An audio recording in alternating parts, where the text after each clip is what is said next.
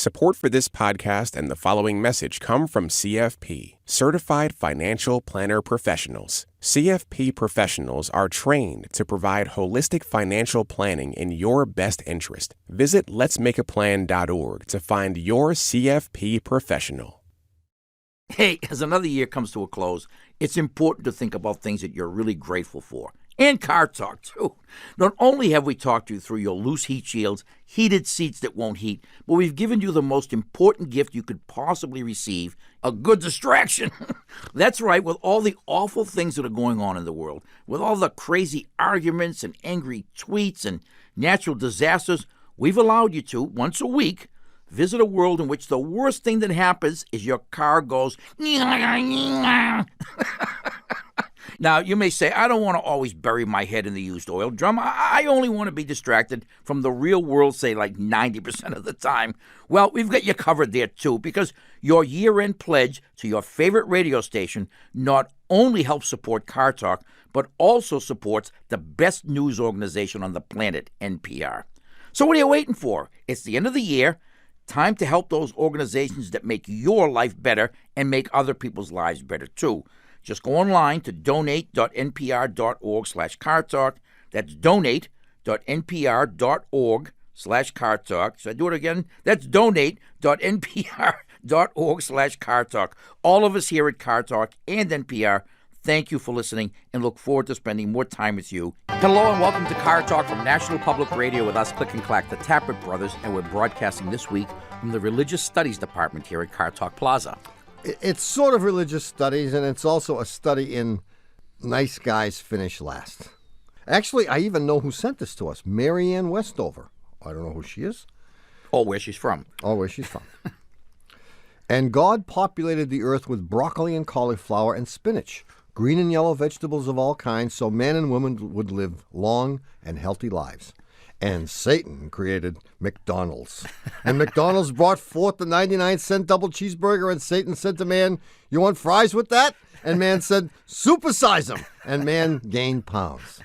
And God said, "Try my crispy fresh salad, that woman might keep her figure that man found so fair." And Satan brought forth creamy dressings, bacon bits, and shredded cheese, and there was ice cream for dessert. And woman gained pounds. And God said, "I have sent your heart healthy vegetables and olive oil with which to cook them." And Satan brought forth chicken fried steak so big it needed its own platter, and man gained pounds, and his bad cholesterol went through the roof. And God brought forth running shoes, and man resolved to lose those extra pounds, and Satan brought forth cable TV with remote control, so man would not have to toil to change channels between ESPN and ESPN2. And man gained pounds. And God said, "You're running up the score, devil." And God brought forth the potato, a vegetable naturally low in fat and brimming with nutrition. And Satan peeled off the healthful skin, sliced the starchy center into chips, and deep fat fried them.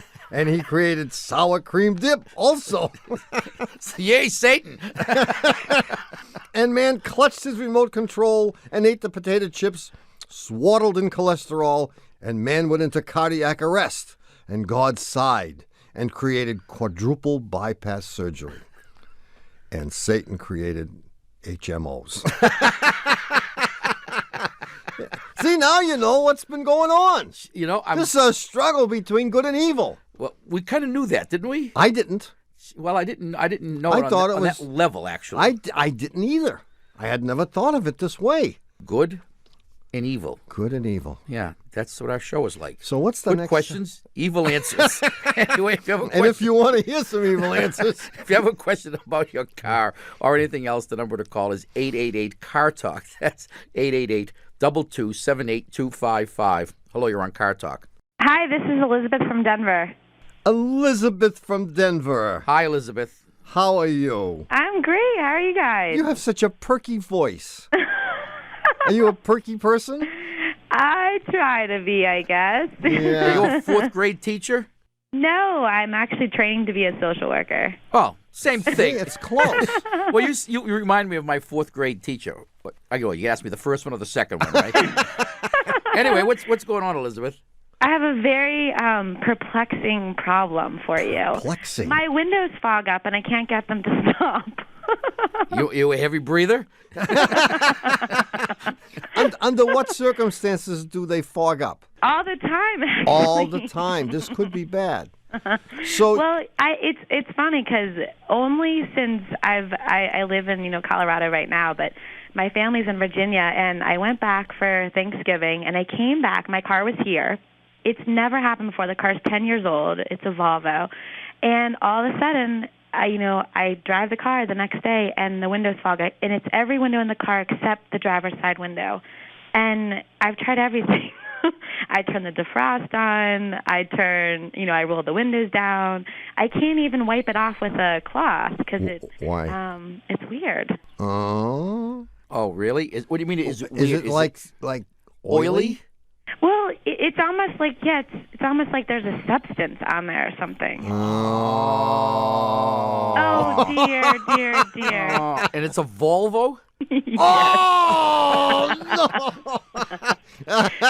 Don't say that, please. Oh, Elizabeth, jeez, what a way to start off the Look, show. we can pull the plug on you and pretend we just got disconnected. We Talk about won't give you evil. the evil answer. God. When you mentioned your problem, Yeah. and I didn't, and before we knew it was a filmy substance that was on the windows, Yeah. I was going to suggest that maybe moisture had gotten into the car that Right. couldn't be removed by the air conditioner. Right. But unfortunately, your problem would not be solved by the air conditioner. even Because if the you have stuff one. that's on all the windows is not your basic fog. Oh, okay. It's antifreeze. Oh, really? Yeah. Yeah, we think so. And that's where the moisture is coming from. What's coming out of the heater core is a mixture of antifreeze and water, and that is getting all over the windows. And no amount of defrost is going to get rid of that. You may need a flamethrower. Now, you could be getting now dangerously low on coolant. And brain cells. And brain cells, right? I've been wondering So why the it's a little first thing off. you have to do is fill it up. Well, you can't even drive the car because if you got this stuff all over the windows, you can't see. I know. I have to roll down the windows when I drive at Stick night. your head out the side like a dog. It's kind of embarrassing. Yeah, no, you need to take it to your repair shop and have them replace the heater core. Now, Heater? if you're lucky, Core? it could be the heater control valve, but I'm 99.999% convinced. Oh, okay. Jeez, This is not bummer. good news, Elizabeth, and we're terribly sorry. But you're going to make somebody very happy when you go to the repair shop Oh, no. and you tell them you need a heater core. The guy is going to say, "I smell boat payment." Oh, it's a lot. Only yeah. because it's hard to get at. It's in hundreds. A Volvo. It's hundreds. Oh, really? Yeah, Yeah. not thousands though. Oh, well, I've already spent thousands this year, Oh, so so you know. then hundreds will be easy. Hundreds is easy. Good luck, Thank you. and get it fixed before you crash. I will. Thank you. See you, Elizabeth. Bye-bye. 1-888-CAR-TALK. How deadly is that stuff? I mean, if you're breathing that stuff in day after Well, day. you know, I mean, I breathe it all the You time. start and talking like it's this. hardly affected. No, we know that it's toxic in that if you drink it. If you drink it, but breathing it is close to drinking it. Yeah, oh, no, it certainly isn't good for you. In fact, companies that have leaky heater cores and, often have had recalls. I know Volkswagen had one some years ago where they replaced a lot of defective heater cores because you don't want people breathing that stuff if they don't have to. There's enough bad stuff to breathe in the car. Anyway, 1-888-CAR-TALK. That's Especially when you're with me. 8227-8255. Hello, you're on Car Talk. Hello, this is Mike from Oakland, California. Hey, Mike, what's Hey, Mike. going on? I have a Toyota pickup truck, four-wheel drive, Uh-huh. and I bought it used, and it had about 60,000 miles on it. And when I bought it, it turned out it needed a new clutch. I found that out when I moved from a flat part of town to San Francisco. Oh, that was an expensive proposition. Yes, it So was. they're Well, just they as a- gave me a deal, and they put a new replacement clutch Oh, in. that's they did. good. As an Yeah. aside, if you had known how to do it, you could have figured that out before you paid for the truck. It's a very simple little test, which for $100 we'll tell you about. So these guys, All right. sprang for the new clutch. Somewhat. Somewhat. So you reached some kind of an accommodation Exactly. here. I stamped my feet enough to make him. Yeah, good. But now I need it. I'm actually, I went through that clutch already. Oh, you did? Yeah. Oh, because you live in the Bay Area. Well, there's that, and I do. I do occasionally take it for a little jaunt in the sand and occasional driving around off-road. And I'm wondering if I should get a better clutch, something aftermarket. And is it worth it? Oh, man. To spend the extra money on something like that? Well, I don't know what kind of clutch they put in when they put it in, but you don't have a lot of options. Mm-hmm. We had a customer once who we named Heavy Duty. I was just thinking of You him. were thinking of Heavy Duty. I was thinking of this very guy. What was his real name? His name was Tony. Tony, that's right. And Tony had a couple of clutches put in his car, and he finally came to us, and this would be his third clutch, and he was sick and tired of paying for clutches every year or so, and he said, no matter what you put in, I want the heaviest duty clutch you can get. So we went out and found one of these racing clutches. We had to put an explosion-proof bell housing on the thing. Well, I'll tell you, you needed 3 legs to push this pedal down. And so we installed the clutch for him. We say, man, this is heavy duty. If you burn this thing out, we'll be amazed. And the next time I see him, he's 4 inches taller. And he had to resort to wearing platform shoes because he couldn't, it was killing his foot to step on the clutch pedal. He had to wear those shoes with the 4-inch thick soles. So that's one of the disadvantages of going heavy duty. Doesn't that also put pressure on the bearings in the motor, It too? does put pressure on the thrust bearing of the engine, exactly right. That it's not really designed to take. Now, if you weren't using the clutch a lot, it would make very little difference because the only time that thrust bearing gets worked is when you're actually stepping on the pedal. Mm-hmm. But How long did the clutch that they put in last? 36. 36,000 miles, and how long a period of time was that? A couple of years? 4 years? Oh, I would just go ahead and put. Here's what you should do. I would do the same thing. I would put a regular clutch in there. My guess is these guys just threw a clutch disc in there and not the whole shebang. Not the bearing, not the style bearing? They probably didn't even throw a clutch cover in.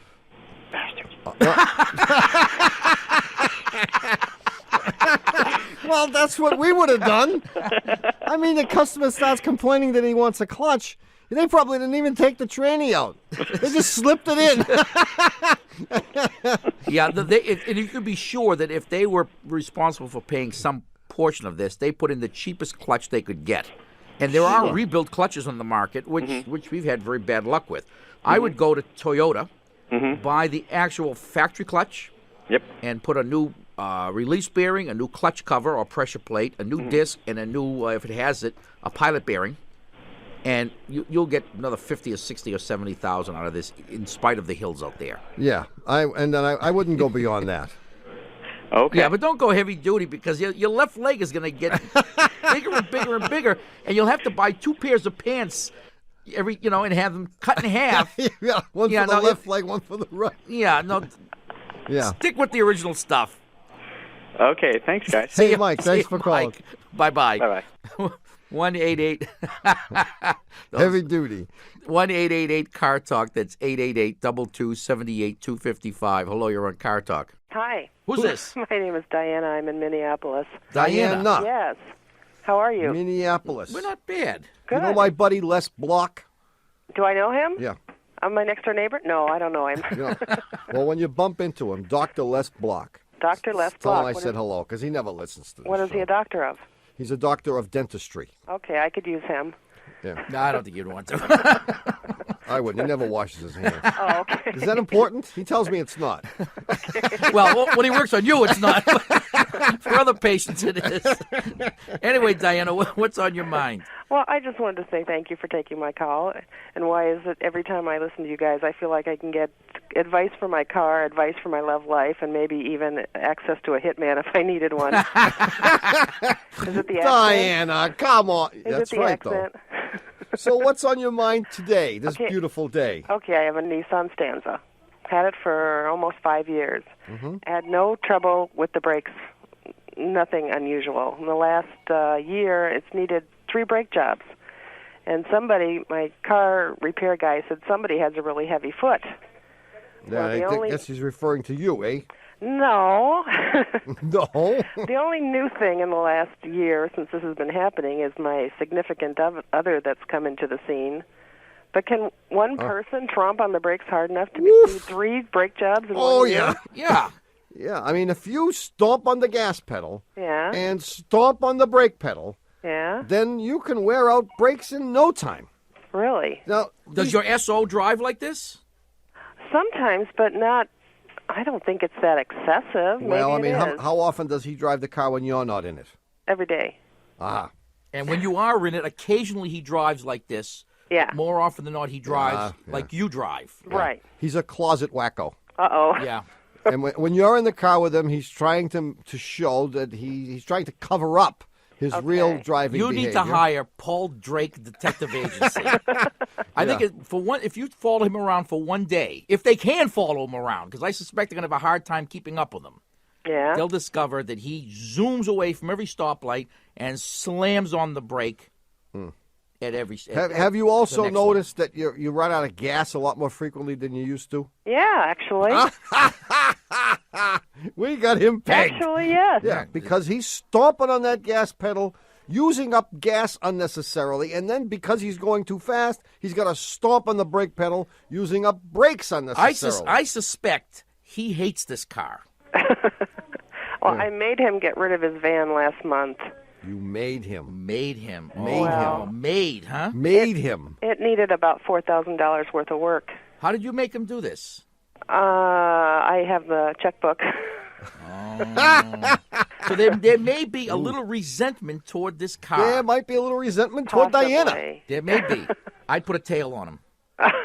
Yeah, but he's doing it. There's no doubt in my mind that. Okay. Well, if he isn't doing it, if Paul Drake does follow him around and tells you that he's not the wacko that we think he is, I would recommend that you have the mechanic look at the possibility of a faulty vacuum booster.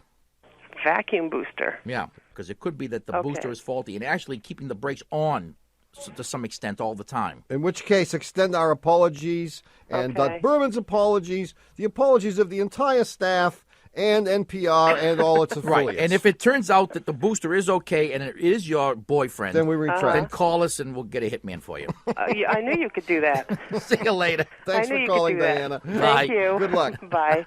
Okay, Tommy, it's time for your weekly puzzler hit. You ready? Hit me. Gladly. But first, let me give you the hint. Fill in the blank. When we were kids and riding in the car on the holidays, we used to sing "Over the River and Through the Woods to Blank." Over the river and through the woods to get rid of that bundle Uncle Nunzio hid in the trunk. That was one verse, but the other was "Over the River and Through the Woods to Grandma's House." To grandmother's house we go. Yeah. Right, to Grandma's house we go. The puzzle was about driving to Grandma's house, and we'll be back with the answer in just a minute. Built my first car when I was 13 with a washing machine, hair dry nose. Now I got dirty clothes, but my baby, she rolled like a sunbathing turtle down an old dirt road. Clearly I needed more power. Lit a fire under a popcorn-filled piece. Those explosive little kernels made my engines internals fly like a jackrabbit, sliding down grease, evergrease. Gotta get done, got to roll up the sleeves. And even though Hannibal Lecter pops a Zantac whenever he hears us say it, this is NPR. This message comes from Car Talk and NPR sponsor BetterHelp, a truly affordable online counseling service.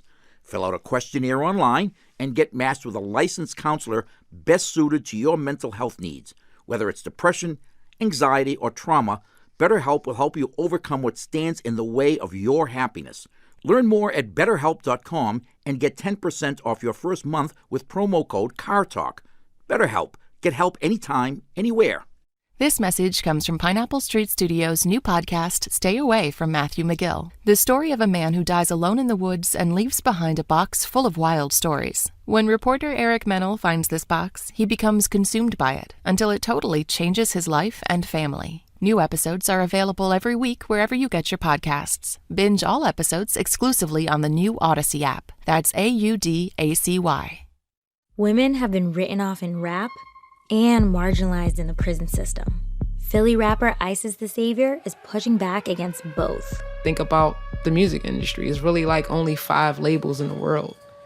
And who owns them? Old white men funding Black toxicity. Listen now to Louder Than a Riot podcast from NPR Music. Ha! We're back. You're listening to Car Talk with us, Click and Clack, the Tapper Brothers, and we're here to talk about cars, car repair, and the answer to last week's puzzler. I just came up with a good name for my brother, Dr. Obfuscation. I like it. Anyway, this was one in our inexhaustible series of mathematical puzzlers. Yes. And it bears a striking resemblance to lots of the other mathematical puzzles we use lately, but a little different, just with a twist. Anyway, there was this young gal who had had a couple of pretty bad accidents, so her grandmother gives her a large sum of money with which to buy a brand new Volvo, a nice, safe car. The only condition is that when she gets the car, Grandma wants to see it to make sure that she didn't run out and buy a Firebird. So on the first available Saturday, she drives to Grandma's house, which is 120 miles away. I'm going to need a pencil here. 120 miles, yeah. Okay, and of course, I'll mention that these kinds of puzzlers always assume that she lives right on the highway, and so does Grandma. There's no time lost accelerating. There's constant speed. You start from 60 miles an hour. You just go. There's no acceleration necessary. Anyway, because she's not particularly eager to get there, she sets the cruise control for 40 miles an hour and drives the 120 miles to Grandma's house. In fact, the car even has one of those little trip computers that has a little display that says your average speed is 40 miles an hour. Yeah. Now, she doesn't want to spend too much time with the old Grandma because she'll start asking about her boyfriends and all that stuff. So she hangs around for a while, shows Grandma the car, and leaves. Mm-hmm. On the way back, she sets the cruise control for 60 miles per hour. Yeah. She travels the same road, the same 120 miles, and when she gets home, she does a little figuring. She says, let me see, I drove 120 miles up and 120 miles back. So that's 240 miles. And 40 miles an hour and 60 miles an hour on the way back, my average speed was 50 miles an hour. So it should have taken me 4.8 hours, right? 240 divided by 50, which is the average speed, and it comes out to 4.8. Oh. But it took 5 hours. Really? How can that be? He did. 3 and 2 is 5. 3 and 2 is 5. How can it be? Well, it can be. Yes, Dr. Obfuscation. Because she didn't calculate the average speed. She calculated the average of the speeds. Yeah, a common mistake. Which is and in fact, her average speed is not 50 miles an hour, but it's really 48 miles an hour. Yeah. And you arrive at that by calculating the total distance divided by the total time. The total distance being 240 miles, and the total time we already know. So it's 240 divided by 5 hours. Which comes out 48 miles an hour. 48 miles per hour. It becomes even more graphic. I mean, if you made this miscalculation, you would attribute the missing 12 minutes to who knows. Yeah. But let's say you took a trip of, to make it more graphic, of 700 miles, and you traveled the first leg at 70 miles an hour, and you traveled this on the way back, you did the same 700 miles, and you did this return trip at 10 miles an hour. That would make a big difference. It would look like using average speed is 80. The average speed is 40. Is 40. But it turns out that when you do the arithmetic, the average speed is something like 18 miles an hour. And the reason the average is so low is the 10 miles an hour is dragging you down. You're doing that for a lot longer than you're doing 70 miles an hour. Yeah. The average speed is not the average of the speeds. Indeed. And you learn this in the 5th grade. Maybe. Maybe 8th grade. Maybe. And then you forgot it when? 8th grade. That's when I forgot it. Anyway, who's our winner? The winner is Herbert Nelson from Chicago, Illinois. And for having his answer selected at random from among all those answers that we got, Herbert's going to get a $25 gift certificate to the Shameless Commerce Division, which is at cartalk.com. Herbert Nelson's in 8th grade, by the way. Yeah, well, it's early in the year. He hasn't forgotten it yet. Yeah. If this were June, forget it. Hey, Herbert, with that gift certificate, you can get a copy of one of our CDs, either a collection of classics called The Hatchback of Notre Dame or our best-selling Disrespectful Car Songs collection. That's a beauty.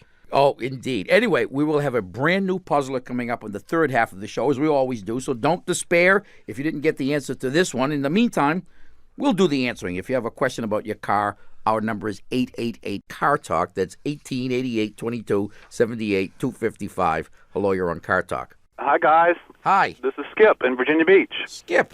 How's it going? How are you? I'm doing great. I have a '93 Ford cargo van that I use as a work truck. I'm a contractor. Uh-huh. And I have quite a bit of tools in it. We built some shelves on one side, and we loaded up the one side with tools and nails and all kinds of stuff that we use in our business. Yeah, does it lean a lot? Yeah, it lists about 15. No, maybe not 15. Several degrees to the port. Really? I know you guys know all those boating terms because certainly because we're mechanics. Of course. My question is, or my thought is, does that affect my alignment or my shocks or any of that kind of thing? All of that. Yeah. Well, yeah, it mostly affects the handling and the risk of tipping over or having to behave peculiarly in a panic situation. True. I wondered if I should maybe, for balance, move it over to the other side every 6 months or so. A better way to do it. You have the shelves the whole length of the van. Right. Much better thing to do would be put half of the shelving on the other side. Okay. So that you split the weight 50-50. Yeah. And you could still get in and out. True. Now, my question, Do you actually have this stuff organized in there, like, so you can find stuff? Yeah, actually do, believe it or not. See, the contractor that worked at my house, at the end of the day, he had to have himself and two of his guys push against that door to close it. Come on, guys, heave! Yeah, heave! Sure. Well, I've seen those guys. Yeah. That type of guys, I should say. But it is not a good idea to have all that weight on one side. So if I get it aligned with the weight on one side, does that make... Oh, it's gonna, it's gonna be wacky. Yeah, as a matter of fact, when you align a vehicle, it's supposed to be at curb weight. Oh, okay. Which this one hasn't got a snowball's chance That's right. of ever being at curb weight. But worse than that, it's all out of whack. So if nothing else, you should equalize the weight because you're certainly not going to empty it to align it. Exactly. You never empty these things. That's true. Well, try to equalize the weight because if for no other reason than for safety. Okay. Yeah. And Sounds so good. that the oncoming drivers won't see one headlight sticking up and the other one shooting down. All kinds of good reasons to do that. That's true. Okay, guys, we'll keep up the good work. See you, Skip. Thanks a lot. Bye-bye. 1-888-CAR-TALK or 1-888-227-8255. Hello, you're on Car Talk. Hi, this is Patty from Cary, North Carolina. Cary, Kerry? Oh, that would be if you're from the Boston area, like my husband who's from Newton. But no, I-E. Kerrie? Cary. Oh, like Cary Grant. Like I hadn't thought of it. Yeah. So what's going on? What's going on? Oh, you'll like this one. I have a wonderful car, 1998 Honda Accord V6. I love the car. I maintain it regularly. It is a wonderful car. Yes, but here's what it does. I park the car in the garage, or as you would say, park the car in the garage, and the car intermittently moos like a cow. Moos. So you know the toy can that you turn upside down and turn over? Right. I thought there was one under the hood. I don't know what this thing is. The car runs just fine, but it has happened since we bought the car, and we're just a little puzzled. Under what circumstances does it moo? Whenever Is the engine turned off? Engine is always off. It can be 5 minutes after we stop the car. It can be 3 hours later. It can be when I wake up in the morning. Has anyone tried milking the car? Maybe it's in distress and it's mooing because it needs help. Make the sound. That's very good. See, your car is mooing because it has gas. Yeah. And the gas. Yeah, it is hard, a little hard. Oh, that kind. Oh. Well, the old days, cars used to have gasoline tanks that were vented to the atmosphere, and by that I mean that the gas cap had a little pinhole in it, and as the gasoline in the tank expanded and increased the pressure in the tank, the vapors would be allowed just to escape to the atmosphere. But fortunately, the EPA decided that this was a source of considerable air pollution, and they don't allow tanks to be vented to the outside anymore. Right. So what happens is, as the gas tank pressure increases, that pressure has to go someplace. It can't escape to the atmosphere, but it goes into the evaporative emissions canister, or the charcoal canister, where those vapors are absorbed by usually carbon.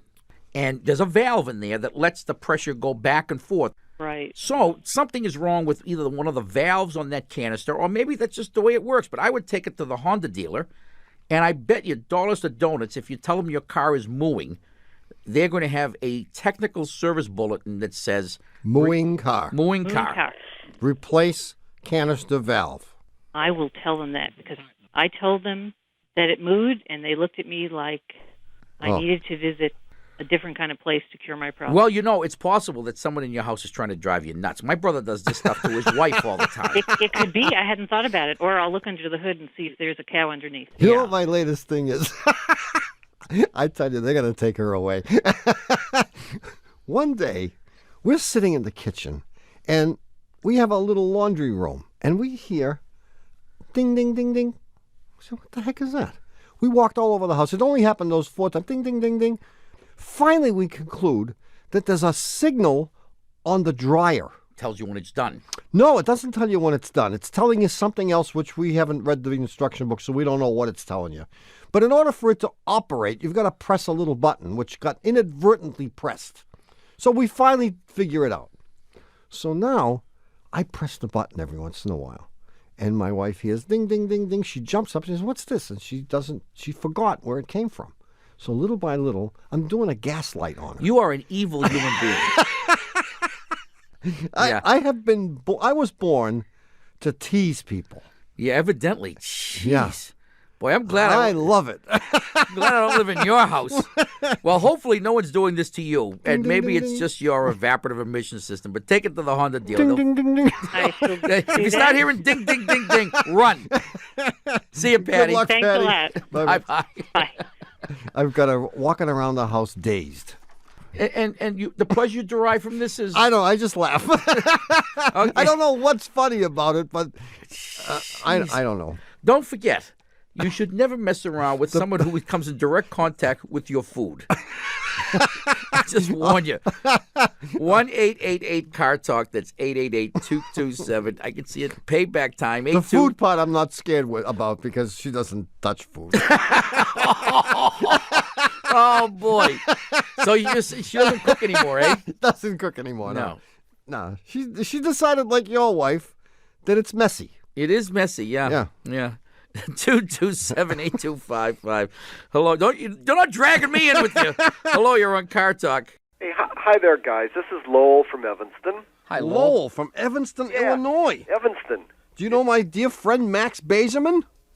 No. Well, he lives in Evanston. Are you in the state prison system there, Lowell, in Evanston? That's where Max is. Oh, that's why you don't know him. No, we're close because I'm a lawyer, but, you know. Oh, you should be in jail, bro. So what's up? It's a problem of cold weather starting, guys. It gets really cold in Evanston, as you know. Yeah. For all these years, I've always been told that in the really cold weather, before you start the car, you got to turn off all the electrical apparatuses, the radio and the lights and all this stuff, so that there isn't any drain on the battery when you start the car. Always made great sense to me and to my wife. Until? Well, my wife's we have this really smart daughter. She's a microbiologist now and smart as anything, and she had some friends who were mechanics and stuff, and they told her something just the opposite, that in the really cold weather, what you have to do is wake up a sleeping battery by turning on something, the radio, lights, horn, tooting the horn, and neighbors will think you're nuts and all. And that always seemed really right, because all those little electrons are fast asleep because they've been lying there in the driveway all night. Right. And no one, as we all know, likes to be awakened in the morning with a severe jolt, but rather a gentle little nudge. I think that's the theory. But yeah, so you turn on the parking lights, and then you turn on the radio. Push in the cigarette light. It all seemed really counterintuitive. Yeah, kind of like coaxing. What do we do? Lowell, your daughter is nuts, as are all her friends and acquaintances, and don't ever listen to anything she says again. No, it made a little sense to try to wake the battery sleeping, and you don't want to. You wake it up with something. It does. It certainly sounds nice. I mean, it's a certainly humane way. Humane, yeah. It's a humane way to begin the battery's journey, so to speak, or its day. Have a nice day, you say to the battery. Right, have a nice day. Toot the horn and say, have a nice day. And there may be some some scientific explanation for it. I'm Which sure is that it's not scientific. Beyond our abilities. Yeah. But my belief is that it is an old wives' tale, but there may be something unique about lead-acid storage batteries that we don't know. And there are a lot of things that we don't know, and we are fully prepared. We're always ready to accept the humiliation of being corrected. Yeah. Now, first of all, you have to realize that in all real cars, you don't have to really turn anything off except the headlights, because everything turns off automatically when you turn to the crank mode. Oh, for example, and why do you think they would do that, Lowell? For example, so you wouldn't drain the battery. So you wouldn't wake up the battery gently, but rather you'd have all the energy available to go to the starter motor. So, I mean, if you, for example, leave the radio on and then turn the car to the start position, you'll notice the radio is not playing while the car is cranking. If the heater is on, Unless you'll you're a notice Volkswagen. the heater plays blower. even when you're in the house. Taking a shower, the radio's on. In case you want to sing in the shower, you turn it up loud. The heater motor won't be running if you're in the crank mode. So the car is designed exactly in an antithetical way to your friend's theory. Your daughter's friend's theory. Your daughter's friend's theory, right. Okay. So let's tell him about that and see what he's got to say. And if he's got some rebuttal, I mean, this sounds like something that takes place in California. No, but see, they're right there in Waltham, so if they've got some ideas, they can they're listening, I'm sure. Oh, sure, they can give you a call. All right, we're ready. Okay. Thanks for your call, They Lowell. should send all correspondence to the Click and Clack Scientific Astrophysical Laboratory and Charm School here at this address. Thanks a lot. Thanks, guys. Bye-bye. Goodbye. You know, Tommy, in the spirit of the holidays, maybe we should try to give our listeners what they really, really want. Yeah, more of the show, you mean? No, more breaks from it. Done. We'll be back with a brand new puzzler and more of your calls in just a minute. I was at the filling pump when a stripped down Ford rolled up behind the wheel. Just a kid, acting cool and looking tough. I remember how it feels, V8 rocket 4-mag wheels. Those years peeled away like his tires on that day. That's me living for the minute, squeezing out every second in it, pushing it way past the limit. There's no slowing down when there's hell to raise. And I was James Dean every day. And even though Darwinians consider adding a survival of the dimmest corollary whenever they hear us say it, this is NPR. This message comes from NPR sponsor Wise, the smart way to move money around the world. Playing hide and seek is fun, but not when it comes to exchange rates. When you send, spend, or receive money internationally, you want to see that you're getting the real exchange rate. The Wise account always gives you the real rate when you send or spend between 55 currencies. You pay a low conversion fee and see everything up front. See what fairness in international finance feels like. Try Wise for free at wise.com/NPR. Hey, it's me again. Just a reminder that if you haven't pledged yet to your local station, now is a great time to do it. Why?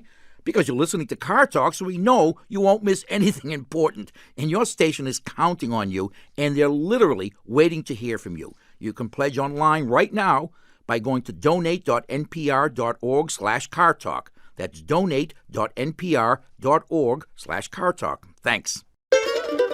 Ha! We're back. You're listening to Car Talk with us, Click and Clack, the Tappet Brothers, and we're here to discuss cars, car repair, and the new puzzler. I can hardly wait. Oh, see, already the negativity is starting. I can sense it. Ollie, I can hardly wait. All right, now pay attention. Go ahead. You paying attention? Yeah. Here it is. A lone hijacker. I love it already. Commandeers a jetliner that's on its way from Boston to Los Angeles. You got it? For the stopover in Sacramento. No, with a stopover in Chicago. At gunpoint, he instructs the pilot to land the plane at O'Hare. Yeah. Whereupon he further instructs the pilot to call the authorities and tell them that this hijacker wants $1 million in cash and 3 parachutes. Ooh. Sure enough, they show up with the stuff. And if they do this, he'll release half of the hostages on the plane. Yeah. So half the passengers get off. They load in the 3 parachutes and the $1 million, and the plane takes off. Yeah. Headed for, what? Los Angeles. Yeah. He then tells the pilot to lower the altitude He opens the door with the $1 million in the suitcase attached to one parachute and himself attached to the another parachute. He escapes. The best-looking girl on the plane. See, it takes a warped mind. Was Cindy Crawford on that flight? See, you can't goof around with the sanctity of the puzzle like this. I mean, this is serious stuff. I'm sorry. There he is. He puts one parachute on. He's got one parachute. He attaches the briefcase with the $1 million to the other parachute. Yeah. They open the door, and he's dumped out into the wilds of Montana someplace. Serves him Where right. he obviously meets his accomplice, and they escape, and because he gets run over because they're going 150 miles an hour, and the money gets scattered all over the place. No, that's ending A.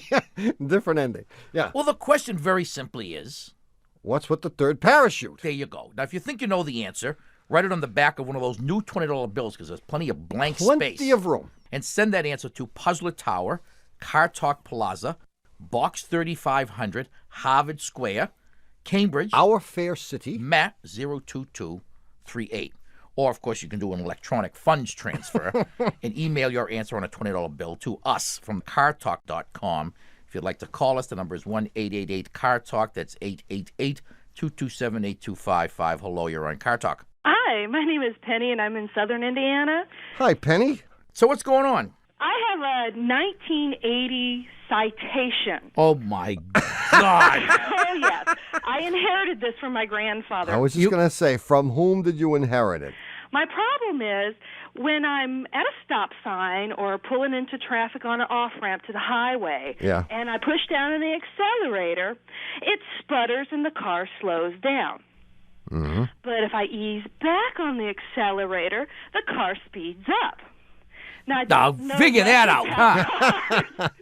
But another thing is it doesn't seem to like hills.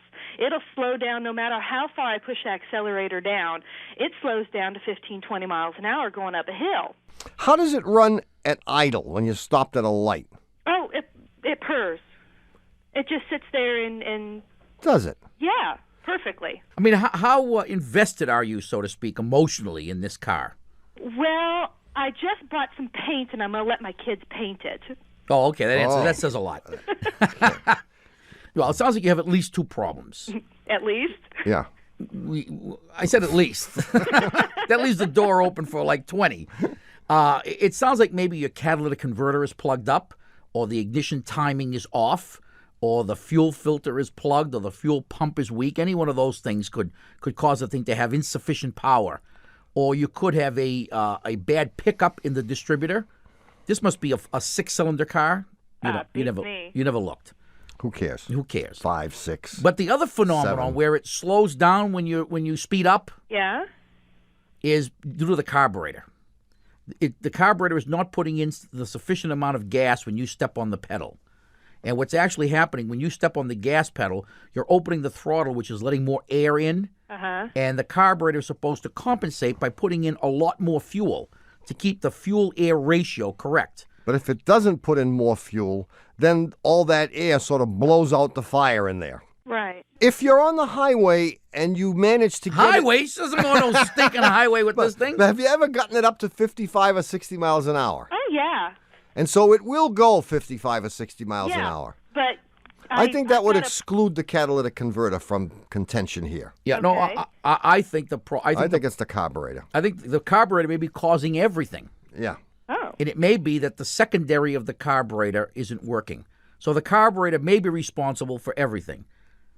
And you need to find someone who's willing to work on this because all the guys who used to work on these, they're all dead. Well, I've taken it to 3 places. You're going to go to some place where the mechanics are at least 50 years old.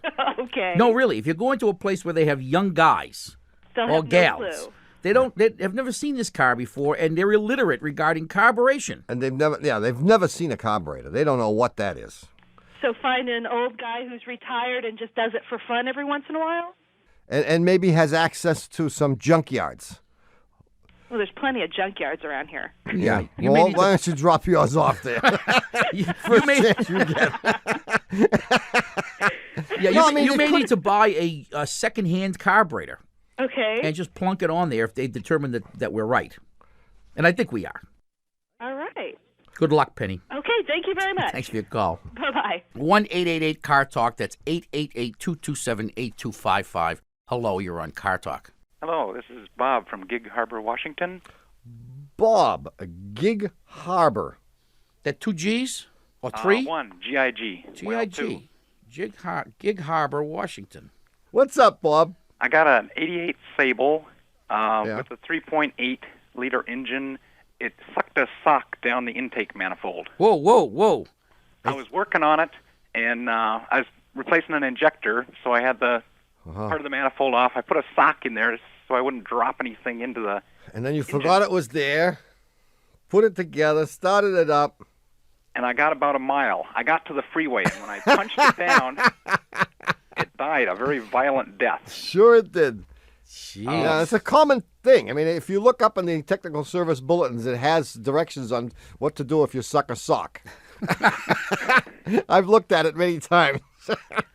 So I towed it home, and I thought I'd just look in there, take the manifold off, and there'd be a half a sock or something. Well, the important question is, was this a cotton sock or was it some kind of a nylon, I think it was probably 80% cotton, 20% nylon. It was one of those big athletic socks, size 13. Oh no, those are good. Those are mostly excellent. cotton. Yeah, so that'll burn then. Cotton's pretty combustible. Nylon burns too, but it makes a gooey mess. Well, that's what I thought. Cotton leaves a nice white ashy residue. What's this going to do to my catalytic converter? You don't have one anymore. Does the car still run? Well, it does because it quit, and I said, this isn't happening. I'll just start it again and drive away. And when I started it, it runs like some cars, if you shut them off, they still run on. It sounded kind of like that, made lots of noises. I mean, it's very, very hard to believe that a size 13 sock could get through an intake valve. Well, when I took the manifold off, there were little, burnt bits of lint throughout the intake manifold. Oh, so you did. You took the manifold off. Yeah. But I have trouble understanding where the sock went, tell you the truth. Oh, it got distributed, I think, pretty evenly among the 6 cylinders. Well, that's... Gee, it's really hard to believe, Well, don't forget the forces. The suction is pretty intense, and I think it just tore that sock apart. Well, that's what I was hoping. Could it get stuck, under the valve and cause a burnt valve? Or it may cause a valve. No, I mean, That's this what point, the noise is, I think. I think you got valves that are trying to close and they can't. Okay. And what you're hearing is the camshaft smashing against it. Yeah, you have excessive valve lash. I mean, geez. How much room is there between is there a sock's worth of room between a piston and a valve? Between the piston and the top of the cylinder? Oh, sure. Size 13? No, maybe size 11. Yeah. Well, I want to know, should I just start it up and hope it'll burn out, or can I do more damage than... Well, let's look at what it could do. Okay. I don't know what it could do. But I think you need to find out, Bob, for all of humanity. I mean, here's what could have happened. Assuming that it got torn up, I don't believe it. I don't believe there's enough force. I think that sock is laying there in the intake manifold someplace. Oh, I searched thoroughly.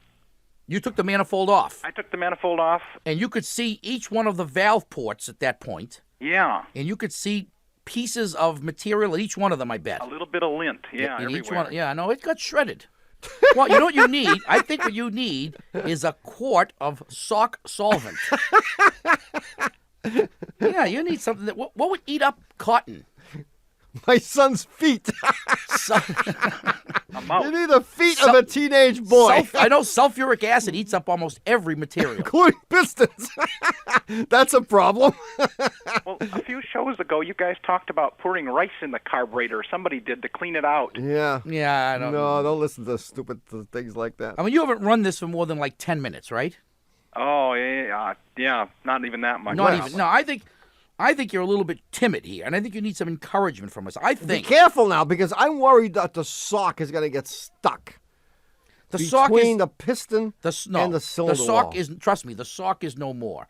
First of all, the whole sock could never get sucked through the valve. No, I don't mean the sock, but the pieces of the sock that are now in the cylinders. They're going to get burned up. It's hot in there, man. Flames! I burned a sock in my backyard with the propane torch to see what happened. Oh, the other one, right? You might did. as well burn the other one up. Excellent. How did it work? I think it's treated or something with anti-flammables. It didn't burn very well. Oh, no, but it'll burn there. Okay. I think you ought to put it together and just run it. And I think what you'll notice is one of two things will happen. Either after a few minutes, it'll begin to run better and better and better. Okay. And maybe after 10 minutes or so, you won't know that anything had ever happened. Or after about a minute, it'll stop running completely and it will never run again. Right. Well, that's what I was hoping you would say. Well, I mean, the worst I can do is have to overhaul the engine and... Yeah, I mean, because the alternative is at this point to take it all apart. And what's the sense of that? I mean, if you're going to...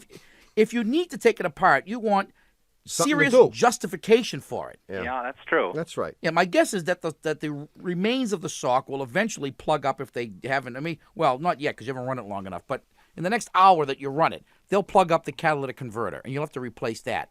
You may have two of them on this car. I think so. I think you may have converters. They're up like $1,000 a piece. I don't think I'd be too worried. Oh, Bob, you can take a joke. For the want of a sock, the kingdom was lost. Boy, oh boy. Well, I wrote a book about the big book of swear words. Well, you sound like you're pretty philosophical about it now. I mean, you're not... Yeah. So it didn't really burn that well, huh? The second sock. What did you married? Well, for now. For now. It's her car, actually. So. Oh, that's even better.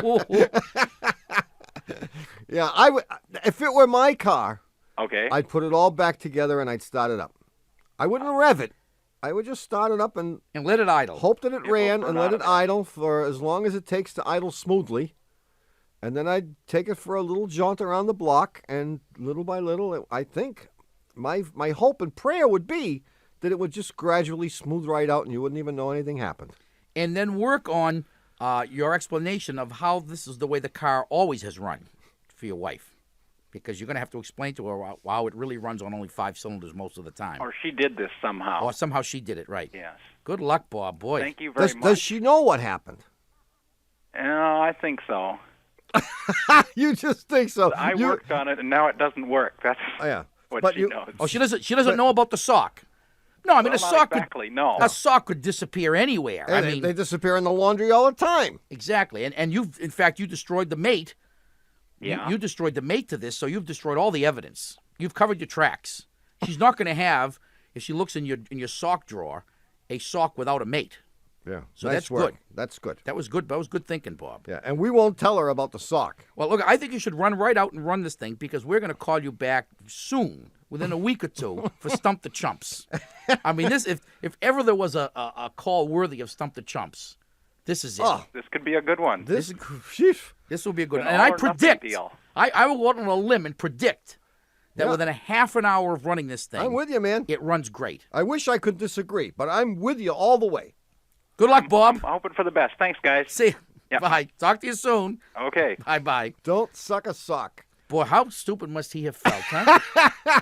I can just say, oh, the sock! As soon as it stopped there on the highway. Oh, the sock. Yeah, that sinking feeling like, oh, my God.